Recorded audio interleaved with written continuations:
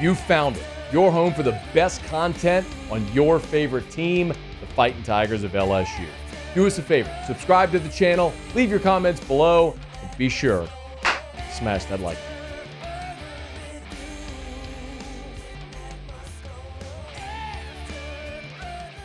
With good reason, there's been a lot of focus on the defensive backfield this year. They were awful. For a program that's been known as DBU, to have literally no players that are draftable talents is such a weird outlier and very uncomfortable, and a big reason why LSU was bad this year. But another reason why LSU defense struggled so mightily and where it really started was the defensive line. It's part of the reason why LSU had to go so heavy in the portal for defensive linemen last year. But it's true. It's an old cliche, but it's true. Games are won and lost in the trenches. And that's true. Look at Georgia. Georgia dominates the line of scrimmage. Jalen Carter, Jordan Davis, Travon Walker, Devontae Wyatt. Does LSU have anybody that looks like those dudes? No, haven't in a long time. You know who's got them? Georgia. Why do they dominate? They dominate everybody in the line of scrimmage. A lot of people have good receivers and cornerbacks and safeties and running backs. And you know what Georgia has a lot of?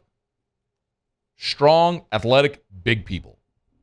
LSU doesn't. Not on the defensive side anyway. The offensive side's coming around for sure. When the LSU defense was dominating, I remember we used to visit with Mike Detillier every week for 10 years. Mike would so often say this.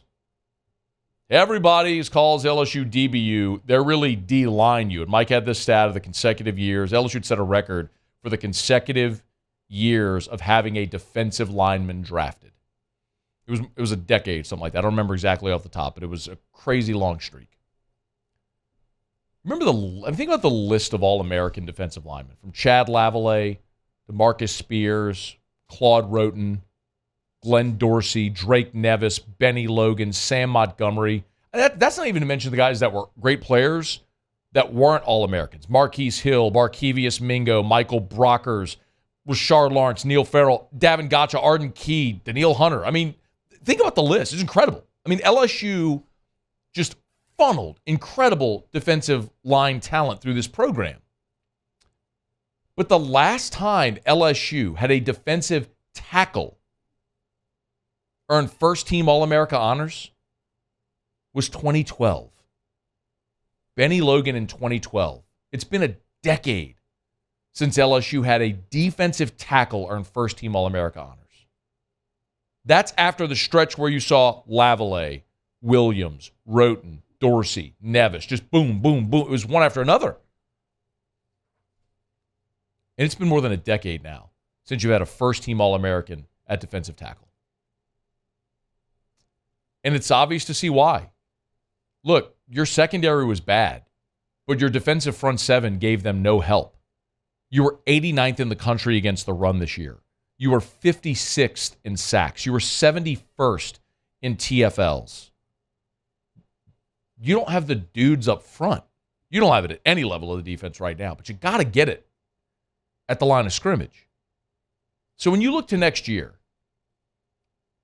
we'll wait and see what Mason Smith elects to do. I think a lot of people would agree he would stand to benefit coming back, developing another year, and seeing if he could achieve some of the promise that his physical ability lends to.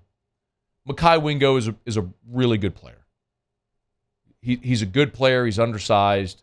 Not sure if he's a Sunday guy. We'll see. Jacobian Guillory, big 310-pound space eater, could come back for another year. That'd be great too. But we'll see. Those are three guys that got to make a decision.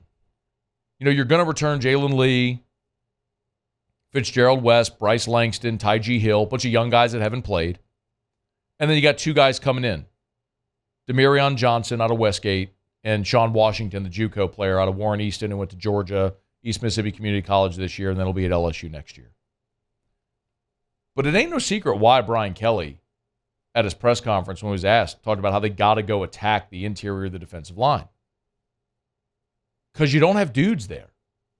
And you haven't in a long time.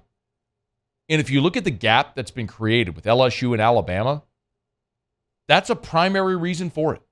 And this season is a great illustration. You don't have dudes at the line of scrimmage. You do on the offensive side. But defensively, it's a shell of what it used to look like. And Brian Kelly's got to address that this offseason. Hey, thanks so much for watching. Please leave your comments. I love to interact. And be sure to hit the red subscribe button below.